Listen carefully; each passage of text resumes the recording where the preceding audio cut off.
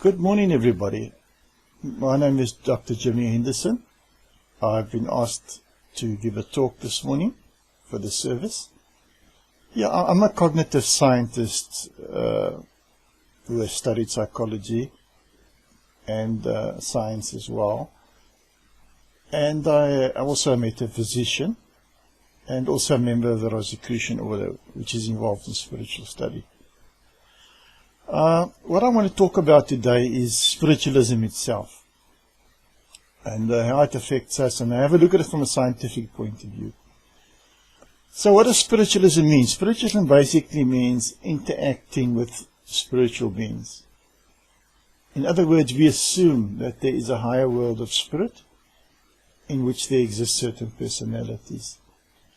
A lot of people will say, yes, but we don't believe in this world of spirit. I say, well, if you believe in life after death, then you must believe in the world of spirit, because they go together.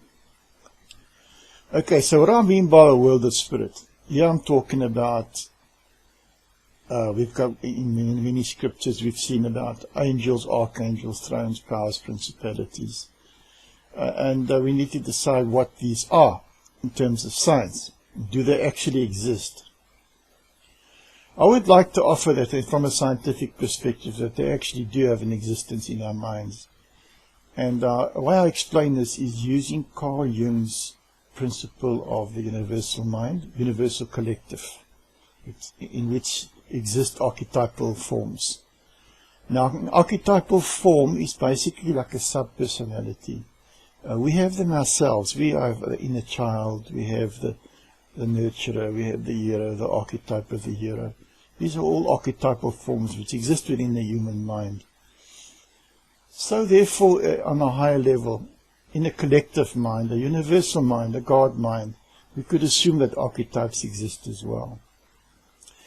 These archetypes would then take on different attributes and characteristics of the whole of which they are part, and this is the way in which we interact with them. But how do we interact with them? Well, we need to look at the concept of energy, first of all. We need to accept that this is a world of energy and that everything exists of energy, and that in this higher world, the spirit world of spirit, will also have energy characteristics. Once we accept that, we won't have a problem. Because in psychology, there's a concept called synesthesia. Now, synesthesia means that we're able to the mind is able to translate one sensory mode into another. A typical case of this is the blind man who can see colors.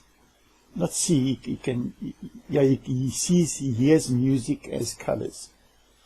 And the blind man who can feel texture as colors.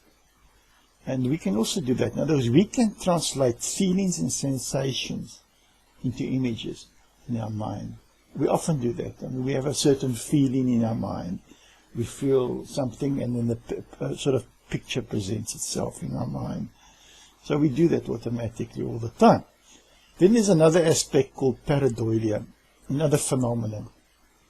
In other words, when we are able to assemble different cues into one figure, random cues into a figure, the way this is done is, let's take the example of the children looking at the clouds and seeing animals in the clouds, or an adult seeing something in a cloud. In other words, we superimpose a picture on the cloud by bringing together these cues and then identifying it as an animal. That's called pareidolia. And these are both well-known psychological phenomena that occur in the brain and in the mind. Okay, so what are we doing here is, let me come back to the idea of the spiritual hierarchy and spiritual beings. As I mentioned before, I would like to make a statement that these are archetypes of a universal collective mind. In other words, God as a universal mind, God as a collective, the mind of all of us, all consciousness, and that within, as we have archetypes within our mind, so God, or the Spirit, has these archetypes, sub-personalities as well. And these we come to know then as the angels, archangels, powers, thrones, and principles and principalities. These are all aspects of God then which manifest in our minds. And Marianne Williamson actually had a very nice statement. Marianne Williamson said that angels are thoughts of God. And this links up quite nicely with what I'm trying to say. So yes, they are real once we connect. You know, there's walking around day to day in the garden, we're not likely to see an angel helping us with the gardening. But once we connect through contemplation, through meditation, even the reflective state of mind, we connect with this universal state of consciousness, and then we're able to experience them.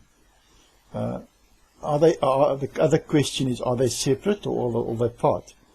Yes, they are both actually, because as they are all part of God, as our souls are.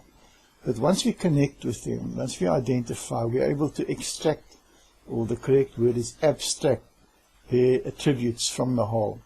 In other words, it's almost like pulling out a certain aspect or certain personalities and then addressing that personally. Yes, and therefore they do have personalities, and we are able to interact with them through our consciousness, inner consciousness.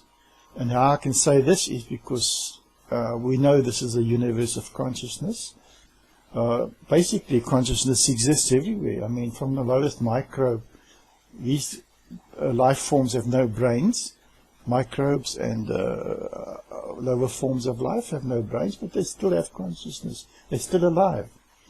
And therefore life and consciousness exist in the universe as a principle. And in these, being part of the universal whole, these entities or these beings or personalities, let me use the word personalities, I like the word personalities. These personalities would then also have consciousness, being part of that, to different levels of consciousness, depending on their closeness, how close they are to the source. Right, as I said, the way we interact with them is then we pick up their energy using synesthesia, and then we translate it into physical or human-like forms. We're also then able to put together this form, the appearance, using pareidolia, as we're getting the different cues, like one of strength, one of power, one of light, and we actually then translate these characteristics into physical images. And this is why we see them as strong and big and powerful and light beings, because we translate in their energy into what we regard as physical attributes. So yes, they do exist once we are connected to the state of mind. I personally have found them very useful and very helpful and very wise when it comes to meditation and guidance. And I would certainly recommend that we do that. So I want to thank you, therefore. I don't think there's anything else I'd like to add to this at this point. Except that, some people have claimed to have seen these beings on everyday reality. That is also possible. You see, what happens is once they're formed in your mind, in your consciousness, the connected consciousness, you're able to superimpose that on the room or anywhere where you are sitting or standing. We can superimpose these images as we do our imagination. We can superimpose it on reality. So yes, it will appear as if they're in the room with us, when in fact it's only a projection. Okay, thank you for your attention and your time this morning. And if any of you wish to read my articles or have a look at my books that I've got available on the mind and on other psychological aspects, you can tune into my website, www.discoveringyourself.co.za. www.discoveringyourself.co.za. So I want to thank you for your time, and have a good morning. Thank you.